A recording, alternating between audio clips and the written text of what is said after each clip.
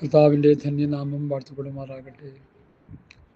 ദിവസനിലായിരിക്കുന്ന വാത്സല്യ ദൈവമക്കൾക്ക് വേഗം വരുന്ന യേശുക്രിസ്തുവിൻ്റെ നാമത്തിൽ സ്നേഹാവന്ദനങ്ങൾ അറിയിക്കുന്നു. ഈ ശനിയാഴ്ചയുടെ സായം സന്ധ്യയിൽ ദിവസനിലായിരിക്കാൻ കർത്താവ് തരുന്ന വലിയ കൃപയോർത്ത് നന്ദിയോടെ സ്തോത്രം. കഴിഞ്ഞ ദിവസങ്ങളിൽ എൻ്റെ വചനധ്യാനത്തിൽ കൊരിന്ത്യർക്കെഴുതിയ 1 ലേഖനം 15-ാം അധ്യായം കയറി വരാനിടയായി തീർന്നു. ഞാനത് സസൂക്ഷ്മം വായിച്ച് പഠിക്കാനിടയായി. കുറച്ചൊക്കെ കാര്യങ്ങൾ എൻ്റെ ഹൃദയത്തിൽ വലിയ ചിന്തയായിട്ട് വീഴാനിടയായി തീർന്നു. ഇന്നത്തെ മെസ്സേജിൽ അത് ദൈവകൃപയിൽ ശരണപ്പെട്ട് പറയുവാനാണ് കർത്താവിൽ ആഗ്രഹിക്കുന്നത്. അതിനായിട്ട് 1 കൊരിന്ത്യർ ലേഖനം 15-ാം അധ്യായത്തിൻ്റെ 19-ാമത്തെ വാക്യം വായിക്കുന്നു. ശ്രദ്ധിക്കുക. നാം ഈ ആയുസ്സിൽ മാത്രം ക്രിസ്തുവിൽ പ്രത്യാശ വെച്ചിരിക്കുന്നു എങ്കിൽ സകല മനുഷ്യരിലും അരിഷ്ടന്മാരത്രേ.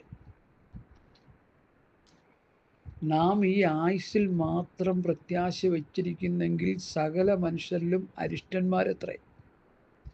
അപ്പോൾ ഈ ഭൂമിയിൽ കർത്താവിനെ കൂടാതെ ജീവിക്കുന്ന മനുഷ്യരൊക്കെ അരിഷ്ടന്മാരാണ്. ലവോദിക്ക എന്ന സബ്ജക്റ്റ് നമ്മൾ കഴിഞ്ഞ ദിവസങ്ങളിലേക്ക് ധ്യാനിച്ചു. അതിൽ പുതിയ നിയമസഭ പറയുന്നത്, ഞാൻ ധനവാൻ സമ്പന്നൻ, നീക്കൊന്നിനും മുട്ടില്ല. ദൈവം അവനോട് പറയുന്നു, നീ ദരിദ്രൻ, കുരുടൻ, നഗ്നൻ, തന്നിമിത്തം അരിഷ്ടനും നിർഭാഗ്യവനുമായി തീർന്നിരിക്കുന്നു. പ്രിയമുള്ളവരെ, ഈ പൗലൂസിൻ്റെ 1 കൊരിന്ത്യർ ലേഖനം 15-ാം അധ്യായത്തിലെ പഠനം എന്നെ വല്ലാതെ സ്വാധീനിക്കാനിടയായി. ഞാൻ ഇടയ്ക്കിടയ്ക്കൊക്കെ ഈ അധ്യായം വായിക്കുന്ന ദൈവത്തെ ഓർത്ത് ബഹുമാനപ്പെട്ട പാസ്റ്റർമാരോട് എനിക്ക് പറയാനുള്ള ഒരു അപേക്ഷ, ഒരു റിക്വസ്റ്റ്, ഈ 15-ാം അധ്യായത്തിലെ വിഷയങ്ങൾ ജനഹൃദയങ്ങളിലേക്ക് നമ്മൾ സ്പ്രെഡ് ചെയ്ത് കൊടുക്കണം. അവിടെ പ്രത്യാശ ഉണർത്തണം. അവരെ പ്രത്യാശാ നിർഭരമുള്ളവരാക്കി തീർക്കണം. മരിച്ചു കഴിഞ്ഞ് കുളിപ്പിച്ച് കിടത്തി പുതപ്പിച്ച് കിടത്തിയിട്ട്, ഹേ മരണമേ നിൻ്റെ ജയം എവിടെ, ഹേ മരണമേ നിൻ്റെ വിഷമുള്ള എവിടെ, മരണത്തിൻ്റെ വിഷമുള്ള പാപം, പാപത്തിൻ്റെ ശക്തി, ന്യായപ്രമാണം എന്ന് പറഞ്ഞ് നമ്മൾ അവരെ ആ മരിച്ചു കിടക്കുന്ന വ്യക്തി കേട്ടില്ലല്ലോ. അത് മറ്റുള്ളവരെ മരണത്തിന് കൂടാമെന്നവരല്ലേ കേട്ടുള്ളൂ. ഈ മരിച്ചു കിടന്ന വ്യക്തി ഒരിക്കലെങ്കിലും അത് കേട്ട് കാണുമോ? ഇതുപോലെയുള്ള അടക്ക ശുശ്രൂഷയ്ക്ക് പോകുമ്പോൾ കേൾക്കും, ഇല്ലെന്നില്ല. ആ സമയത്ത് അതൊന്നും മനുഷ്യൻ്റെ ഹൃദയത്തിലോട്ട് കയറത്തൊന്നുമില്ല. ഏറ്റവും ബന്ധപ്പെട്ടവരും വേണ്ടപ്പെട്ടവരും ഒക്കെ ആണെങ്കിൽ മരിച്ചു കഴിഞ്ഞാൽ അവിടെ പറയുന്ന വാക്യങ്ങളൊന്നും ഹൃദയത്തിൽ സംഗ്രഹിച്ചൊന്നും വരികയില്ല. കല്യാണ ദിവസം മണവാളിൻ്റെയും മണവാട്ടിയുടെയും ഹൃദയത്തിൽ നമ്മൾ പറയുന്ന വചനങ്ങളൊന്നും കേട്ടു എന്ന് വരികയില്ല. അവർ കേട്ടിങ്ങനെ തലയെക്കാട്ടും അവരുടെ ചിന്തകളൊക്കെ വേറെ വലുതുമാണ്.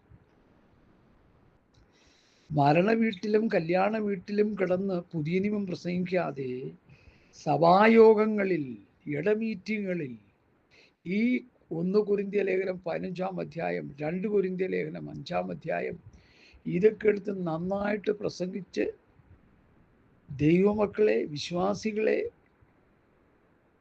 വിശ്വാസ സമൂഹത്തെ കർത്താവിൻ്റെ വരവിൽ പ്രത്യാശാ നിർഭരമുള്ളൊരു ക്രിസ്ത്യ ജീവിതം നയിക്കാനായിട്ട് ഒരുക്കിയെടുക്കുക എന്നുള്ളൊരു വലിയ ദൗത്യം ഇന്ന് മറന്നുപോയതായിട്ടാണ് ഞാൻ മനസ്സിലാക്കുന്നത്. പൗലോസ് പറഞ്ഞു, ഏത് മനുഷ്യനെ ക്രിസ്തുവിൽ തികഞ്ഞവനാക്കി നിർത്തേണ്ടതിന് ഏത് മനുഷ്യനെ പ്രബോധിപ്പിക്കുകയും ഏത് മനുഷ്യനെ സകല ജ്ഞാനത്തോടു കൂടി ഉപദേശിക്കുകയും ചെയ്യുന്നു. അതിനായി നെൽബലത്തോടെ വ്യാപരിക്കുന്ന അവൻ്റെ വ്യാപാര ശക്തിക്കൊത്തവണ്ണം പോരാടിക്കൊണ്ട് അധ്വാനിക്കുന്നു. അപ്പോൾ കൊലോസ്യ ലേഖനം 1-ാം അധ്യായത്തിൻ്റെ അവസാനത്തെ 2 വാക്യങ്ങളാണ്. ഏത് മനുഷ്യനെ ക്രിസ്തുവിൽ തികഞ്ഞവരാക്കി നിർത്തുക.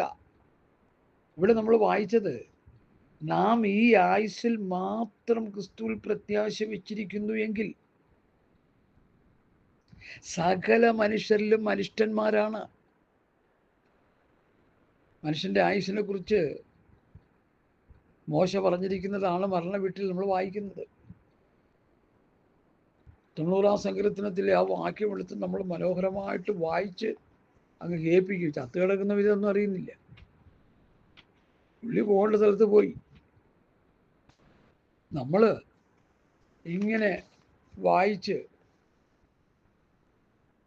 കേൾപ്പിക്കുക അവരെ. ഞങ്ങളുടെ ആയുഷ്കാലം 70 സംവത്സരം, ഏറെ ആയാൽ 80 സംവത്സരം. അതിൻ്റെ പ്രതാപം പ്രയാസവും ദുഃഖവും അത്രേ. അത് വേഗം തീരുകയും ഞങ്ങൾ പറന്നു പോവുകയും ചെയ്യുന്നു. സങ്കീർത്തനക്കാരൻ പറഞ്ഞിരിക്കുക, മോശയാ എഴുതിയിരിക്കുന്നത്, അത് വേഗം തീരുകയും ഞങ്ങൾ പറന്നു പോവുകയും ചെയ്യും. നമ്മൾ എങ്ങോട്ടായി പറന്നു പോകുന്നത്? വിശ്രാമ സ്ഥലത്തേക്കാണോ യാതന സ്ഥലത്തേക്കാണോ?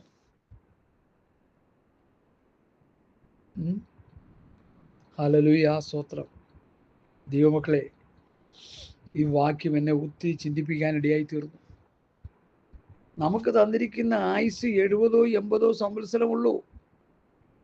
മെഥൂശലഹിന്റെ ആയുസ് 970 സംവത്സരം ഉണ്ടായിരുന്നതിനെ തങ്ങൾക്ക് ബോധിച്ചതുപോലെ നടന്നു എന്ന് ദൈവം കണ്ടപ്പോൾ വെട്ടിച്ചുരുക്കി 120 ആക്കി. മോശ പിന്നെ ആയത് 70-80 സംവത്സരമാക്കി. ഇപ്പൊ മനുഷ്യന്റെ ആയുസ് 50 വർഷത്തിൽ വന്നിരിക്കുക.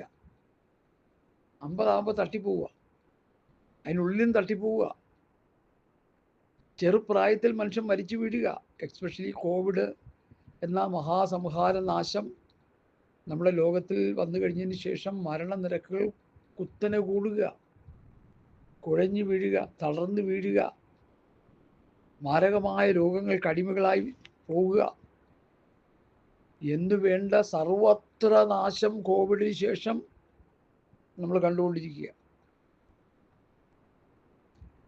1/2 കിലോ പയർ മേടിക്കാൻ, ഇച്ചിരി ഉഴുന്ന് മേടിക്കാൻ, ഇച്ചിരി പച്ചക്കറി മേടിക്കാൻ, ഇച്ചിരി എന്തെങ്കിലും കറിക്ക് എന്തെങ്കിലുമൊക്കെ വാങ്ങാൻ എവിടെ പോകണു, എങ്ങനെ പോകണു, വണ്ടിയുടെ പേര്, എന്തിനു പോകണു, ഇതൊക്കെ എഴുതി കൊടുത്ത് പെർമിഷൻ കൊടുത്ത് വേണം നമ്മൾ പോകാൻ. അതൊക്കെ നമ്മൾ കുറേ അനുഭവിച്ചതാ.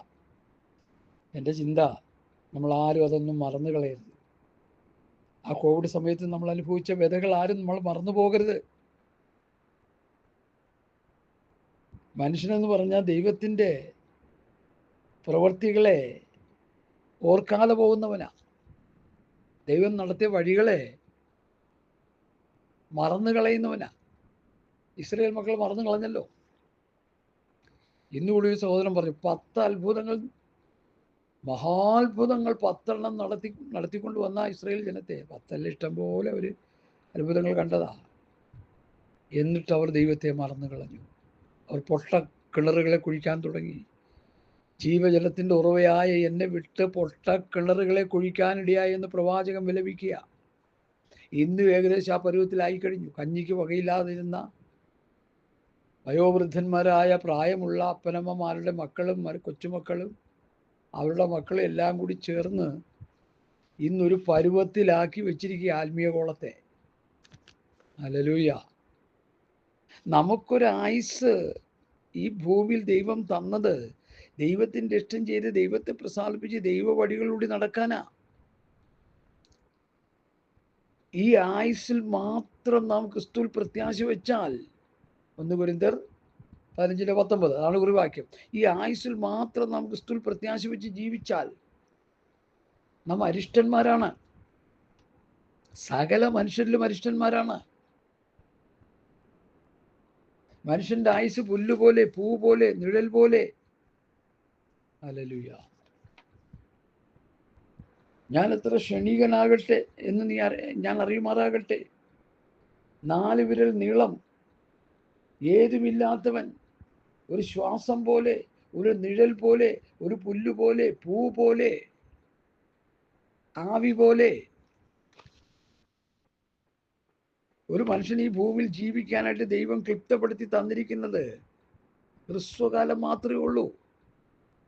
ഈ ഭൂമിയിൽ 70-80 സംവത്സരം ജീവിക്കുമ്പോൾ ആ ജീവിക്കാൻ, ആർഭാടമായി ജീവിക്കാൻ ആവശ്യമായ ഭൗതിക കാര്യങ്ങൾക്ക് വേണ്ടി തലയെറിഞ്ഞ് പ്രാർത്ഥിച്ചുകൊണ്ടിരിക്കുന്ന ഒരു വലിയ ക്രൈസ്തവ സമൂഹത്തെയാണ് ഞാൻ മുന്നിൽ കാണുന്നത്. ആഫ്റ്റർ ഡെത്ത് എന്നുള്ളൊരു വിഷയം എല്ലാവരും മറന്നതുപോലെ തോന്നിപ്പോവുക. ഇനി മറന്നില്ലെങ്കിൽ തന്നെ മരണാനന്തരം നമ്മൾ സ്വർഗരാജ്യത്തിൽ ചെന്നെത്തുമെന്നുള്ളൊരു ഒരു തെറ്റായ പഠിപ്പിക്കലാണ് ഇന്ന് ആത്മീയ കുളത്തിൽ കിടക്കുന്നത്. ഞാനതിനെ അങ്ങ് സമ്പൂർണ്ണമായിട്ട് അങ്ങ് മാറ്റുക. മരണാനന്തര ജീവിതം നിത്യതയിൽ നമ്മൾ ആയിരിക്കണമെങ്കിൽ അതിന് ചില സുപ്രധാന വിഷയങ്ങൾ ഈ ഭൂമിയിൽ നമ്മൾ ചെയ്യേണ്ടതായിട്ടുണ്ട്. അതിനെക്കുറിച്ച് ആരും ഒന്നും പറയുന്നില്ല, പഠിപ്പിക്കുന്നില്ല. പാട്ടും പാടി സന്തോഷത്തോടെ പോവുക. എങ്ങോട്ടാ? നരകത്തിലേക്ക്. ഹല്ലേലൂയ. ഞാൻ ഈ പറയുമ്പോൾ പലർക്കും ചിലപ്പോൾ ഒരു ഇറിറ്റേഷൻ വരാൻ കാരണമായിത്തീരും. കാരണം സ്വർഗത്ത് പോകണമെങ്കിൽ അതിന് വേണ്ടുന്ന ഒരു ക്വാളിറ്റി നമുക്ക് ആവശ്യമുണ്ട്. അതിനുവേണ്ടി നാം അനുസരിക്കേണ്ട ശക്തമായ പ്രമാണത്തിൻ്റെ വ്യവസ്ഥകൾ വേദപുസ്തകം പഠിപ്പിക്കുന്നുണ്ട്. അതാരും പഠിപ്പിക്കുന്നില്ല. ഈ ഉശാമിലൂടെ വെച്ച് നടക്കുന്ന പിള്ളേര്, ന്യൂ ജനറേഷൻ പാസ്റ്റർമാർ, അവർ പറയുന്നത് ഈ ലോകം നമുക്ക് സ്വർഗമാക്കി തരുമെന്നാ. ലോകത്തിൻ്റെ അനുഗ്രഹങ്ങൾ, ലോകത്തിൻ്റെ സ്ഥാനമാനങ്ങൾ, ലോകത്തിൻ്റെ ജോലി, ലോകത്തിൻ്റെ വരുമാനം, ഇതൊക്കെ ദൈവം നമുക്ക് തരും. അതുകൊണ്ട് നമ്മളുള്ള കാലം സന്തോഷത്തോടെ ജീവിച്ചങ്ങ് നരകത്തിൽ പൊക്കോന്നാണ് അവർ പഠിപ്പിക്കുന്നത്. നമ്മൾ നേരെ തിരിച്ചാ പറയുന്നത്.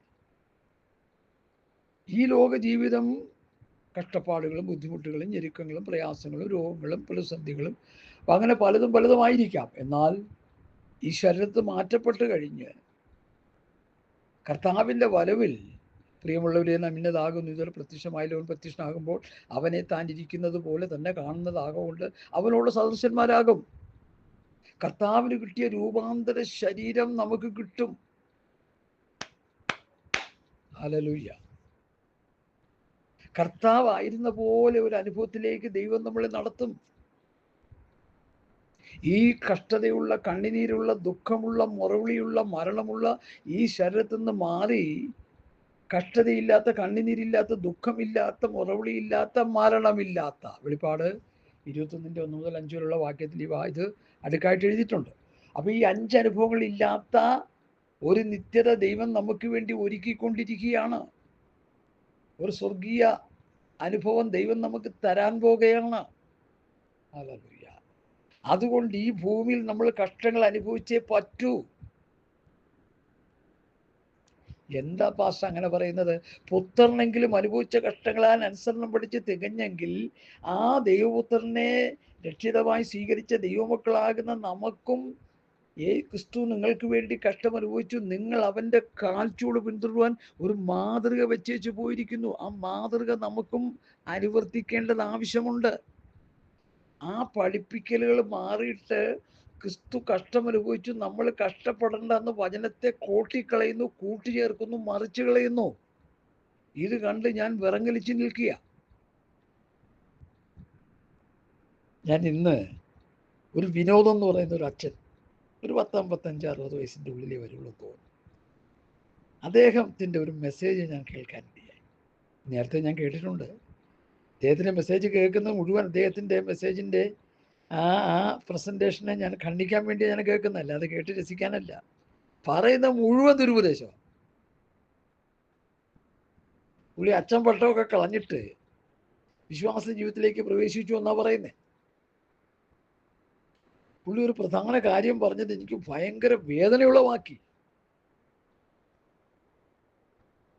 ഈ യേശു കർത്താവ് ഈ ഭൂമിയിൽ വന്നത്, രക്ഷിക്കാൻ വേണ്ടി വന്നത് യഹൂദ ജാതിയെ രക്ഷിക്കാനാണ്, നമുക്ക് വേണ്ടിയല്ലെന്നാ വന്നത് പുള്ളി പറയുന്നത്. പുള്ളി അങ്ങ് സമർത്ഥിച്ചോളുക. അതിന് കുറെ തെറ്റായ ചില വാക്യങ്ങളൊക്കെ എടുത്ത് അങ്ങ് പ്രയോഗിക്കുക. അവൻ സ്വന്തമായിലേക്ക് വന്ന് സ്വന്തമായൊരുവനെ കൈക്കൊണ്ടില്ല. ഹല്ലേലൂയ. യഹൂദനെ രക്ഷിക്കാനാണ് ദൈവം യേശുവിനെ അയച്ചെന്നാണ് പുള്ളി പറയുന്നത്. ഇല്ലെന്ന് നമ്മൾ പറയുന്നില്ല. യഹൂദൻ ആ രക്ഷ തള്ളിക്കളഞ്ഞപ്പോൾ ജാതികളിലേക്ക് വന്നു എന്നാ പൗലോസ് പഠിപ്പിക്കുന്നേ. സകല ഭൂസീമവാസികളുമായുള്ളവരെ എങ്കിലേക്ക് നോക്കി രക്ഷപ്പെടുവിൻ. ഇനി ഭൂമിയിൽ കിടക്കുന്ന ജാതികളെല്ലാം നരകത്തിൽ പോകണമെന്നാ പുള്ളി പഠിപ്പിക്കുന്നേ. എന്താവശ്യം? ഒരു മനുഷ്യനും നശിച്ചു പോകാൻ ദൈവം ആഗ്രഹിക്കുന്നില്ലല്ലോ. പത്രോസിന്റെ തുപ്പട്ടി ഞാനെടുത്ത് പറയാം, അത് വായിക്കൊടുത്ത് വായിക്കാൻ സമയമില്ല. പത്രോസ് വിശന്നപ്പോൾ വെൺമാടത്തിൽ കയറി പ്രാർത്ഥിക്കാൻ. നമ്മൾ വിശന്നപ്പോൾ വെൺമാടത്തിൽ പോകുന്നതിന് പകരം കുഴിമന്തി തിന്നാൻ പോകും. അവർക്കന്ന് കുഴിമന്തിയില്ല, ബിരിയാണിയില്ല, ഒന്നുമില്ല. കഷ്ടപ്പാടും ബുദ്ധിമുട്ടും ദാരിദ്ര്യവും പ്രയാസവും പ്രതികൂലവും പോരാട്ടവും വെല്ലുവിളികളും മാത്രമായിരുന്നു കർത്താവിൻ്റെ കൂടെ നടന്ന ശിഷ്യന്മാർക്ക്. ഇന്നാണെങ്കിലോ കർത്താവിൻ്റെ ശിഷ്യന്മാരെന്ന് പറഞ്ഞ് നടക്കുന്നവർക്ക് ഒരു ബുദ്ധിമുട്ടുമില്ല, ഒരു പ്രയാസങ്ങളും ഇല്ല. ഇഷ്ടംപോലെ കാശ്, എവിടെ ചെന്നാലും കസേര മതിയായിട്ടിപ്പോൾ ഈ ലോകത്തിൻ്റെ ഭരണം കൂടി വേണമെന്നും പറഞ്ഞ് ചില പാസ്റ്റർമാർ കിടന്ന് കടിപിടി കൂടുക. ഇസ്രായേൽ ഗോത്രം 12നെയും ന്യായം വിരിക്കാനിരിക്കുമ്പോൾ നിങ്ങൾ എന്നോടൊപ്പം വരുന്ന ഇസ്രായേൽ ഗോത്രം 12നെയും ന്യായം വിരിക്കുമെന്ന് കർത്താവ് തൻ്റെ ശിഷ്യന്മാരോട് പറഞ്ഞു. ജാതികളാകുന്ന നമ്മൾ, പൗലോസ് പറഞ്ഞ, ലോകത്തെ നമ്മൾ വിധിക്കും, ദൂതന്മാരെ നമ്മൾ വിധിക്കും എന്ന് പൗലോസും പഠിപ്പിച്ചു. അപ്പം നമുക്ക് സ്വർഗത്തിലാണ്, 1000 ആണ്ട് വാഴ്ചയിലാണ് നമുക്ക് ഭരണം വെച്ചിരിക്കുന്നത്. ദൂതന്മാരെ നാം ഭരിക്കും, ജാതികളെ നാം ഭരിക്കും. ഇവിടെ നമുക്കൊരു ഭരണവും വെച്ചിട്ടില്ല. ഇവിടെ അടിയും ഇടിയും ഉപദ്രവവും മാത്രമേ ഉള്ളൂ. എങ്ങനെ അറിയാം പാസ്റ്റർ? കർത്താവിന് ശിഷ്യന്മാരെ പഠിച്ചു നോക്കിയോ, കർത്താവിനെ ഫോളോ ചെയ്ത് ശിഷ്യന്മാരെ പഠിച്ചു നോക്കിക്കോ, അവരത് പറയും. അവർ പറഞ്ഞിട്ടുണ്ട്. പത്രോസിൻ്റെ, പൗലോസിൻ്റെ, സ്തേഫാനോസിൻ്റെ ചരിത്രങ്ങളൊക്കെ എടുത്ത് പഠിച്ചാൽ അവർ അടികൊണ്ട് പുളഞ്ഞ്, അവർ പട്ടിണി കിടന്ന് വസ്ത്രമില്ലാതെ അങ്ങനെ വിവിധ നിലയിലുള്ള കഷ്ടപ്പാടുകളുടെ തീച്ചുളിലൂടെ പോയി. ഇങ്ങനെ നാം അനേക കഷ്ടങ്ങളിലൂടെ ദൈവരാജ്യത്തിൽ കടക്കേണ്ടതാകുന്നു. പുത്രനെങ്കിലും അനുഭവിച്ച കഷ്ടങ്ങളാൽ അനുസരണം പഠിച്ച് തികഞ്ഞവനായി. അനുസരണം പഠിച്ച് തികയാൻ കഷ്ടത പുത്രന് ആവശ്യമുണ്ടെങ്കിൽ തൻ്റെ ശിഷ്യങ്ങൾക്കും ആവശ്യമുണ്ട്. ഇന്നത്തെ ശിഷ്യന്മാർ പറഞ്ഞു ഞങ്ങൾക്കത് വേണ്ട, ഞങ്ങൾക്ക് കർത്താവ് കഷ്ടം അനുഭവിച്ചുകൊണ്ട്, അപ്പോസ്തലന്മാർ കഷ്ടം അനുഭവിച്ചുകൊണ്ട് ഞങ്ങൾക്ക് കഷ്ടത വേണ്ട. ഇതെവിടെ നിന്ന് വന്നു ഈ നിയമം? ഇതാരാ ഇതിൻ്റെ പിന്നിൽ? ഇതിൻ്റെ പിന്നിൽ പിശാചിൻ്റെ വൈറസ് കയറിയിരിക്കുകയാണ്. ഇന്ന് രാത്രി ഞാനത് തുറന്ന് പറയുക. ഈ ആയുസിൽ മാത്രം കർത്താവിൽ പ്രത്യാശ വെച്ച് ഈ ആയുസിൻ്റെ ജീവിതം മനോഹരമാക്കാൻ, കംഫർട്ടാക്കാനായിട്ട് മനുഷ്യൻ കിടന്ന് ആക്രാന്തപ്പെടുക വിശ്വാസികൾ, പാസ്റ്റർമാർ. എത്രത്തോളം ധനം സമ്പാദിക്കുമോ അതെല്ലാം സമ്പാദിച്ചു വയ്ക്കുക. കർത്താവ് എന്താ പറഞ്ഞത്? കള്ളന്മാർ ദുരിതമോഷ്ടിക്കുകയും മുഴുവരിക്കുകയും തുരുമ്പെടുക്കുകയും ചെയ്യുന്ന ഭൂമിയിൽ നിങ്ങൾ നിക്ഷേപം സ്വരൂപിക്കരുത്. കള്ളന്മാർ ദുരിതമോഷ്ടിക്കാത്ത മുഴുവരിക്കാത്ത സ്വർഗത്തിൽ നിങ്ങൾ നിക്ഷേപം സ്വരൂപിച്ചു കൊള്ളുവീൻ. ഇവിടെ നിക്ഷേപം സ്വരൂപിക്കാൻ നമുക്ക് പ്രമാണമില്ല. അപ്പൊ തന്നെ സ്വർഗത്തെ നിക്ഷേപം സ്വരൂപിക്കാൻ പ്രമാണം ഉണ്ട് താനും. സ്വർഗത്തിലെ നിക്ഷേപത്തെക്കുറിച്ച് ആരും ഒന്നും പറയുന്നില്ല. ഇവിടെ കിട്ടുന്ന നിക്ഷേപത്തെക്കുറിച്ച് എല്ലാവരുടെയും പ്രസംഗം. നിന്റെ കഷ്ടത മാറ്റുന്നു, നിന്റെ കടം മാറ്റുന്നു, നിന്റെ ബുദ്ധിമുട്ട് മാറ്റുന്നു, നിന്റെ സൈക്കിൾ മാറ്റി ബൈക്കാക്കുന്നു, ബൈക്ക് മാറ്റി കാറാക്കുന്നു, കാറ് മാറ്റി ലോറിയാക്കുന്നു. ഇതൊക്കെ പറഞ്ഞുകൊണ്ടിരിക്കുന്നേ. ഇങ്ങനെ നാം അനേക കഷ്ടങ്ങളിലൂടെ ദൈവരാജ്യത്തിൽ കടക്കേണ്ടതാകുന്നതുകൊണ്ട് കഷ്ടതയിൽ സഹിഷ്ണുതയും, സഹിഷ്ണുത സിദ്ധതയും, സിദ്ധത പ്രത്യാശ ഉളവാക്കുന്നു എന്ന് പറഞ്ഞ് കഷ്ടങ്ങളിലും പ്രശംസിക്കണമെന്ന് അപ്പോസ്തലന്മാർ പറഞ്ഞതുപോലെ പറയാൻ ഇവിടെ ആളില്ല. എന്നാൽ ഞങ്ങളത് പറഞ്ഞുകൊണ്ടിരിക്കുക. അപ്പോസ്തലന്മാർ എന്തു പറഞ്ഞു അത് തന്നെ ഞങ്ങൾ പറഞ്ഞുകൊണ്ടിരിക്കുക. അത് മാറ്റി പറയാനോ കോട്ടിക്കളയാനോ കൂട്ടുചേർക്കാനോ മറിച്ചു കളയാനോ ആരെയും ദൈവം അനുവദിച്ചിട്ടില്ല. ഈ ലോകത്തിന്റെ ഭരണം നടത്താൻ കർത്താവോ അപ്പോസ്തലന്മാരോ പ്രവാചകന്മാരോ പറഞ്ഞില്ല, പഠിപ്പിച്ചില്ല. ഇതെവിടെ നിന്ന് കിട്ടി? പഞ്ചായത്ത് ഭരിക്കണം, കോർപ്പറേഷൻ ഭരിക്കണം, നമ്മുടെ കേരളം വേണമെങ്കിൽ നമുക്ക് ഭരിക്കണമെന്ന് പറഞ്ഞുകൊണ്ടിരിക്കുക. എൻ്റെ പൊന്നെ, ഇതൊക്കെ ദുരുപദേശത്തിൻ്റെ തിമിർപ്പുകളാണെന്ന് ഞാൻ പറയട്ടെ. ഇതൊന്നും വചനത്തിലില്ലാത്ത കാര്യങ്ങൾ അവർ പറഞ്ഞുകൊണ്ടിരിക്കുന്നേ. ഇവർ ദൈവവുമായിട്ടുള്ള ബന്ധം മുറിഞ്ഞുപോയി. ഒരു കാലത്ത് ദൈവവുമായിട്ട് വളരെ നല്ല അടുത്ത് ഇടപഴകിയവരാണ്. പക്ഷേ ഇവരുടെ സമ്പത്ത് വർദ്ധിച്ച്, സ്ഥാനമാനങ്ങൾ വർദ്ധിച്ച്, കസേരയുടെ വലിപ്പം വർദ്ധിച്ചു കഴിഞ്ഞപ്പോൾ ഇവരെല്ലാം എന്ത് ചെയ്തു? ദൈവകൃപ ചോർന്നു പോയി അവരിൽ നിന്ന്. ഇപ്പോൾ ഇവർ പറയുന്നത് മുഴുവൻ വേസ്റ്റാണ്. കർത്താവും അപ്പോസ്തലന്മാരും ഒന്നും പറഞ്ഞില്ല, അങ്ങനെ പഠിപ്പിച്ചില്ല. 1000 ആണ്ട് വാഴ്ചയിൽ എന്നോടൊപ്പം നിങ്ങൾ ആയിരിക്കുമെന്ന് പത്രോസിനോട് പറഞ്ഞു. പൗലോസ് പറഞ്ഞു നമ്മൾ ഭൂമിയെ ഭരിക്കുമെന്ന് പറഞ്ഞു. ദൂതന്മാരെ ന്യായം വിധിക്കുമെന്ന് പറഞ്ഞു. അപ്പൊ അവിടെ നമുക്ക് ഭരണമുണ്ട്, ഇവിടെ ഭരണമില്ല. ഇവിടെ അടിയും ഇടിയാ ഉള്ളത്. ഇവിടെ കഷ്ടപ്പാടുകളും ദാരിദ്ര്യങ്ങളും ബുദ്ധിമുട്ടുകളും ഞെരുക്കങ്ങളും ഉള്ള ഹ്രസ്വകാലം ഈ ഭൂമിയിൽ ജീവിക്കുമ്പോൾ ഒരല്പ ആയുസല്ലേ ഇവിടെ ജീവിക്കുന്നുള്ളൂ. ചെറിയ ആയുസിൽ നിഴൽ പോലെ. ഹല്ലേലൂയ, സ്തോത്രം. നമ്മുടെ ആയുസ് നിഴൽ പോലെ, പൂ പോലെ, പുല്ലുപോലെ പെട്ടെന്ന് മാറിപ്പോവുകയാണ്. ഈ ഹ്രസ്വകാലം ഈ ഭൂമിയിൽ ജീവിച്ച് കർത്താവിനെ വിശ്വസ്തയോടെ സേവിച്ച് ബുദ്ധിമുട്ടുകളോ പ്രയാസങ്ങളോ ഞെരുക്കങ്ങളോ പ്രതിസന്ധികളോ വെല്ലുവിളികളോ എന്തുണ്ടെങ്കിലും അതിൻ്റെ നടുവിൽ ദൈവസന്നിധിയിൽ പ്രാർത്ഥിച്ച് ശക്തി ആർജിച്ച് ഈ ലോകത്തെയും ജഡത്തെയും പിശാചിനെയും ജയിച്ച് ദൈവം നമുക്ക് വേണ്ടി ഒരുക്കുന്ന ആ അവസ്ഥ പ്രാപിച്ചെടുക്കാനാണ് നമ്മൾ പരിശ്രമിക്കേണ്ടത്. നമ്മൾ ഈ ലോകക്കാരായിരിക്കാതെ വണ്ണം കർത്താവ് നമ്മളെ ഈ ലോകത്തിൽ നിന്ന് തിരഞ്ഞെടുത്തു. ഈ ലോകത്തിൽ അൻപരാകരുത്. ഈ ലോകത്തിന്റെ മോഹവും ഒഴിഞ്ഞു പോകും. ലോകത്തിന്റെ ചെയ്തികളിലേക്കും ലോകത്തിന്റെ ഗതിവിഗതികളിലേക്കും വിശ്വാസികളെ വലിച്ചുകൊണ്ട് പോകുന്ന അഹരോന്റെ സഹോദരന്മാരാണ് ഇന്നത്തെ പാസ്റ്റർമാരിൽ നല്ലൊരു പങ്കും. പ്രമാണം വാങ്ങാൻ പോയപ്പോ എന്ത് ചെയ്തു? കാളക്കുട്ടിയെ വാർത്തുണ്ടാക്കി വിഗ്രഹാരാധനയിലേക്ക് ജനത്തെ തള്ളിവിട്ട് ജനത്തെ കൊന്നുമുടിച്ച അഹരോൻ ലീഡർഷിപ്പിന്റെ നേതൃത്വത്തിലുള്ളവരാണോ എന്ന് സംശയിക്കേണ്ടിയിരിക്കുന്നു. ഹല്ലേലൂയ, സ്തോത്രം, സ്തോത്രം. കാരണം കർത്താവായ യേശുക്രിസ്തുവിൻ്റെയും അപ്പോസ്തലന്മാരുടെയും പഠിപ്പിക്കൽ നമ്മൾ വേദപുസ്തകത്തിലൂടെ പഠിച്ചു കഴിഞ്ഞാൽ, കുഞ്ഞുങ്ങളെ നിങ്ങൾക്ക് ലോകത്തിൽ കഷ്ടങ്ങളുണ്ട്, എങ്കിലും ധൈര്യപ്പെടുവിൻ, ഞാൻ ലോകത്തെ ജയിച്ചിരിക്കുന്നു. ഈ ഭൂമിയിൽ നമുക്ക് കഷ്ടപ്പാടുകളുണ്ട്, ബുദ്ധിമുട്ടുകളുണ്ട്, ഞെരുക്കങ്ങളുണ്ട്, പ്രയാസങ്ങളുണ്ട്, രോഗങ്ങളുണ്ട്, പ്രതിസന്ധികളുണ്ട്, വെല്ലുവിളികളുണ്ട്. എന്നാൽ ഇതിനെല്ലാം സധൈര്യം നേരിട്ട് ആത്മീകമായ ശക്തി ആർജിച്ച് കരുത്താർജിച്ച് തികഞ്ഞ ആത്മീകരായി ജീവിച്ച് നിത്യതയ്ക്ക് വേണ്ടി ഒരുങ്ങാനാണ് കർത്താവ് നമ്മെക്കുറിച്ച് ആഗ്രഹിക്കുന്നത്. ഹല്ലേലൂയ.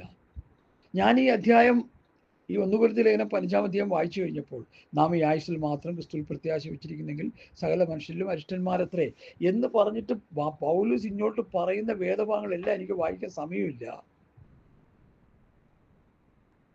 അതിൻ്റെ പ്രത്യാശ നിർഭരമായ ആ വചനത്തിൻ്റെ വെളിപ്പാടുകൾ ആ അധ്യായത്തിൽ തന്നെ, ഈ 19-ാം അധ്യായം 1 കൊരിന്ത്യർ 15-ന്റെ 19-ാം അധ്യായത്തിൽ ഈ വാക്യം വായിച്ചിട്ട് പിന്നീട് നമ്മൾ അങ്ങോട്ട് വായിച്ചു വരുമ്പോൾ നമുക്ക് കിട്ടുന്ന ഉയർപ്പും നമുക്ക് കിട്ടുന്ന രൂപാന്തര ശരീരവും നമുക്ക് കിട്ടുന്ന സ്വർഗീയമായ അനുഭവങ്ങളുടെ ഒരു വലിയ വിവരണമാണ് പൗലോസ് പറയുന്നത്. ഹല്ലേലൂയ. അത് ഈ ആയുസ് കിട്ടുന്നതല്ല, മരണാനന്തര ജീവിതത്തിൽ നമുക്ക് കിട്ടുന്നതാണ്. അതുകൊണ്ട് ഈ ആയുസ്സിൽ നമ്മൾ വിശ്വസ്തയോടെ ദൈവത്തിന്റെ സന്നിധിയിൽ ജീവിക്കണം, ജീവിച്ചത് പ്രാപിച്ചെടുക്കണം. അതാ കർത്താവ് നമ്മളെ കുറിച്ച് ആഗ്രഹിക്കുന്നത്. ഹല്ലേലൂയ, സ്തോത്രം. ഇവിടെ അങ്ങനെയാ പറഞ്ഞിരിക്കുന്നത്. നാം ഈ ആയുസ്സിൽ മാത്രം ക്രിസ്തുവിൽ പ്രത്യാശ വെച്ചിരിക്കുന്നുവെങ്കിൽ സകല മനുഷ്യരിലും അരിഷ്ടന്മാരത്രേ. ഈ ആയുസ്സിൽ നമുക്കിവിടെ ഒന്നും കിട്ടാനില്ല. കർത്താവിൻ്റെ ശിഷ്യന്മാർ കിട്ടിയത് അടിയും ഇടിയും പട്ടിണിയും പൈതാഹവും ബുദ്ധിമുട്ടും ഞെരുക്കങ്ങളുമാണ്. അവരുടെ ലേഖനങ്ങൾ വായിച്ചു പഠിച്ചോ? 2 കൊരിന്ത്യർ ലേഖനം വായിച്ചു പഠിച്ചോ? കഷ്ടതയുടെ ഒരു ഒരു ഒരു ഒരു ഒരു ഘോഷയാത്ര തന്നെ അവിടെ കാണാൻ കഴിയും. അപ്പോസ്തലന്മാരുടെ ജീവിതം സസൂക്ഷ്മം പ്രവൃത്തി പുസ്തകത്തിൽ നിങ്ങൾ വായിച്ചു പഠിച്ചോ? അവിടെ പ്രവർത്തന മേഖലകളിൽ അടിയും ഇടിയും ഉപദ്രവങ്ങളും കഷ്ടപ്പാടുകളും ബുദ്ധിമുട്ടുകളും ഞെരുക്കങ്ങളുമായിരുന്നു. പക്ഷെ അതിൻ്റെ നടുവിൽ അവർ ആത്മീക സമ്പത്തുള്ളവരായിരുന്നു. അവർ വളരെ റിച്ചിൻ്റെ അനുഭവത്തിലായിരുന്നു. പ്രത്യാശയുടെ സമൃദ്ധി ഉണ്ടായിരുന്നു, സന്തോഷ സമൃദ്ധി ഉണ്ടായിരുന്നു. സകല വനത്തിലും പരിജ്ഞാനത്തിലും സമ്പന്നരായി. നീതിയുടെയും കൃപാദാനത്തിൻ്റെയും സമൃദ്ധി അവർക്ക് ലഭിച്ചു. സന്തോഷ സമൃദ്ധി അവർക്ക് ലഭിച്ചു. പ്രത്യാശയുടെ സമൃദ്ധി ലഭിച്ചു. ആത്മീകമായ സമൃദ്ധി അവർക്കുണ്ടായിരുന്നു. ഇന്നോ നേരെ തല തിരിഞ്ഞിരിക്കുക. ആത്മീയമായി വട്ടപൂജ്യമാ. അപ്പോൾ ഭൗതികമായിട്ട് എന്തുണ്ട്? BMW ഉണ്ട്, വലിയ വലിയ കാറുകളുണ്ട്, വലിയ വലിയ തോട്ടങ്ങളുണ്ട്, ഏക്കർ കണക്കിന് സ്ഥലമുണ്ട്, വീട്ടിൽ സർവൻ്റ് ഇഷ്ടം പോലെ ഉണ്ട്. ഒരു വലിയ മെഗാ ലൈഫ് നയിച്ചുകൊണ്ടിരിക്കുക. ഇത് അപകടമാണ്. അപകടം, അപകടം, അപകടം. അപകടം മണത്തോട് ഞാൻ പറയുക. ജഡമോഹം, കൺമോഹം, ജീവിതത്തിന്റെ പ്രതാപം അത് ഈ ലോകത്തിൽ നിന്നാണ്, പിതാവിൽ നിന്നല്ല. പ്രതാപമുള്ള ജീവിതം ക്രിസ്തുവിനെ വിട്ടുപോകും. അതാണ് സോളമനിൽ ഉണ്ടായത്. ഹല്ലേലൂയ. ഞാനോ എളിയവനും ദരിദ്രനുമാകുന്നു എന്ന് പറഞ്ഞ് ദൈവസന്നിധിയിൽ പ്രാർത്ഥനയോടെ കണ്ണീരോടെ ജീവിച്ച ദാവീദ് തെറ്റുകുറ്റങ്ങൾ വന്നെങ്കിലും പ്രവാചക ശബ്ദത്തിൻ്റെ മുൻപാകെ അവൻ സമർപ്പിച്ച് കരഞ്ഞ് നിലവിളിച്ച് കർത്താവിനോട് നിരപ്പ് പ്രാപിച്ചു. ഇന്നോ കരച്ചിലില്ലല്ലോ, പ്രാർത്ഥനയില്ലല്ലോ, വിലാപമില്ലല്ലോ, ഉപവാസ പ്രാർത്ഥനയില്ലല്ലോ, ശരിയായ കൂടിവരവുകളില്ലല്ലോ. പണ്ടൊരു കർത്താവിൻ്റെ ദാസൻ പറഞ്ഞല്ലോ, സഭയെന്ന് പറഞ്ഞാൽ എൻ്റർടൈൻമെൻറ്റാ. പാട്ട് പാടി സന്തോഷിക്കുക, പ്രാർത്ഥന കഴിഞ്ഞതിന് ശേഷം സ്പൂൺ കടിച്ചു പിടിച്ച് അതിൽ നാരങ്ങ വെച്ച് നാരങ്ങ തറയിൽ വീഴാതെ നടക്കണം. മത്സരം, പാട്ട് മത്സരം, പ്രസംഗ മത്സരം, ഇൻസ്ട്രുമെൻ്റൽ മ്യൂസിക്കിൻ്റെ മത്സരം, എല്ലാം മത്സരികളാണ്. മത്സരം. മത്സരികൾ വരണ്ട ദേശത്ത് പാർക്കുമെന്നാണ് പുസ്തകം പഠിപ്പിക്കുന്നത്. ഹല്ലേലൂയ. എന്നെ കേൾക്കുന്ന പ്രിയപ്പെട്ടവരെ, നമ്മൾ നേരെ തലതിരിഞ്ഞാ പോയിക്കൊണ്ടിരിക്കുന്നേ. കർത്താവ് ശിഷ്യന്മാരും പറഞ്ഞ വചനങ്ങളും ഉപദേശങ്ങളും രീതികളും നേരെ തല തിരിച്ചു കളഞ്ഞു നമ്മൾ. അതായത് വചനത്തോട് കൂട്ടിച്ചേർത്തു, മറിച്ചു കളഞ്ഞു, കൂട്ടിക്കളഞ്ഞു. ഫേക്ക് ഗോസ്പലാണ് ഇന്ന് പ്രസംഗിച്ചുകൊണ്ടിരിക്കുന്ന നല്ലൊരു ശതമാനവും. ലോകത്തിൻ്റെ ഭൗതികത്തിൻ്റെ പിറകെ ഓടാൻ വേണ്ടി വിശ്വാസികളെ പ്രലോഭിച്ചു കൊണ്ട് നടക്കുമ്പോൾ ചിന്തിച്ചോണം, മറ്റൊരു സുവിശേഷം, മറ്റൊരു ആത്മാവും, മറ്റൊരു ക്രിസ്തുവിൽ അവർ പിടിക്കപ്പെട്ടിരിക്കുക. ചെന്നായി അവരെ പിടിച്ചിരിക്കുകയാണ്. പോകുവിൻ, ചെന്നായ്ക്കളുടെ നടുവിൽ കുഞ്ഞാടുകളെ പോലെ ഞാൻ നിങ്ങളെ അയക്കുന്നു. ഈ കുഞ്ഞാടുകളെല്ലാം ഇന്ന് ചെന്നായ്ക്കളായി മാറി. വിപരീതോപദേശം പ്രസ്താവിക്കുന്ന ചെന്നായ്ക്കളായി മാറി. അതുകൊണ്ട് എന്നെ കേൾക്കുന്ന പ്രിയപ്പെട്ടവരെ, ഈ 1 കൊരിന്ത്യർ ലേഖനം 15 അധ്യായം നമ്മൾ വായിച്ച് പഠിച്ചാൽ ഇവിടെ പൗലോസ് പറയുന്ന ഉയർപ്പിനെ കുറിച്ചും നിത്യതയെക്കുറിച്ചുമുള്ള ശക്തമായ പ്രബോധനങ്ങൾ ഈ അധ്യായത്തിലുണ്ട്. ഹല്ലേലൂയ. അതിലേക്കൊന്നും വിശ്വാസികളെ നടത്തുന്നില്ല. ഹല്ലേലൂയ. ആ 15 അധ്യായത്തിൻ്റെ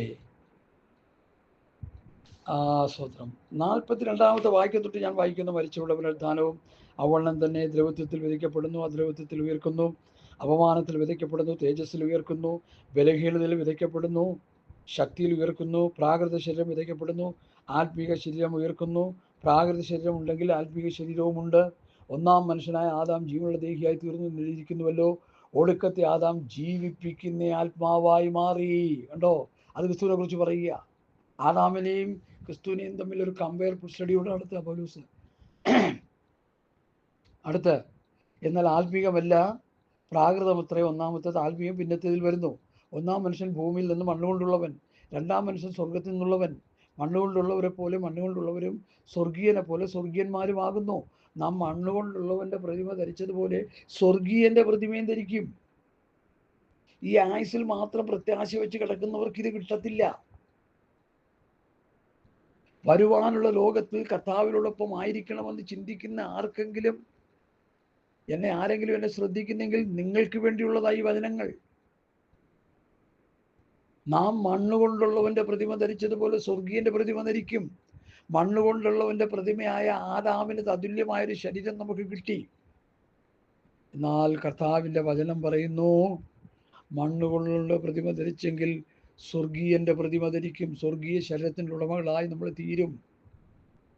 അത് ആഫ്റ്റർ ഡെത്തിലാണ് സംഭവിക്കുന്നത്, വരുവാനുള്ളതാണ്. ഹല്ലേലൂയ. അതുകൊണ്ട് പ്രത്യാശ നിർഭരമായൊരു ക്രിസ്ത്യൻ നയിക്കാനാണ് കർത്താവ് നമ്മളെക്കുറിച്ച് ആഗ്രഹിക്കുന്നത്. ഈ ആയുസ്സിൽ കുറെ സന്തോഷിച്ച് തിമിർത്ത് ജീവിച്ചിട്ട് നിത്യമായ യാതന സ്ഥലത്ത് പോയി കിടക്കാൻ നമ്മൾ ആരും ആഗ്രഹിക്കരുത്. ഈ പോക്ക് കണ്ട് വിറങ്ങലിച്ചിരിക്കുകയാണ് ഞാൻ. ഹല്ലേലൂയ. ഈ പത്യോപദേശം പ്രസംഗിച്ചാൽ നല്ലൊരു ശതമാനം ആൾക്കാരും ഇതിനെ എതിർക്കും. എന്തുകൊണ്ടാണ് എതിർക്കുന്നേ? ഇത് സ്വർഗത്തിലേക്കുള്ള റൂട്ടാ. ഗൂഗിൾ മാപ്പ് കണ്ടുകൊണ്ട് ഓരോരുത്തർ ഓരോ സ്ഥലത്തേക്കൊക്കെ പോകുന്നുണ്ട്. ഇത് സ്വർഗത്തിലേക്കുള്ള മാപ്പാണിത്, റൂട്ടാണ് നമ്മൾ പഠിച്ചുകൊണ്ടിരിക്കുന്നത്. ഹല്ലേലൂയ.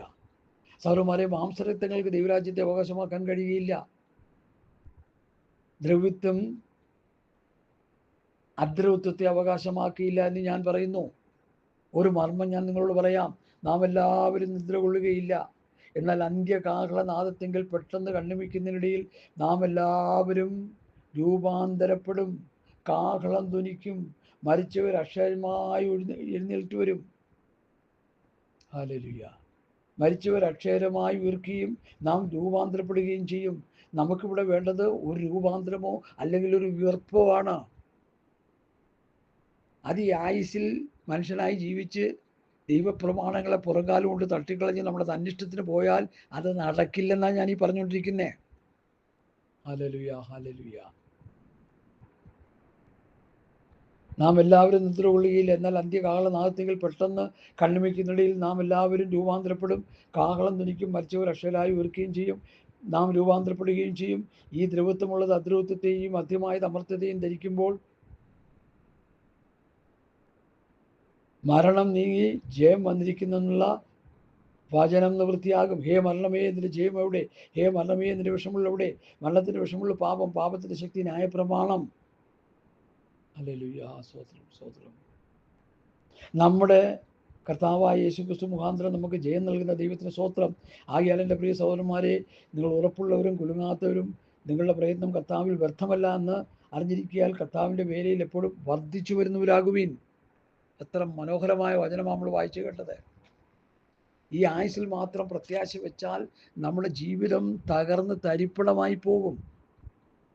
ഹല്ലേലൂയ, സ്തോത്രം, സ്തോത്രം.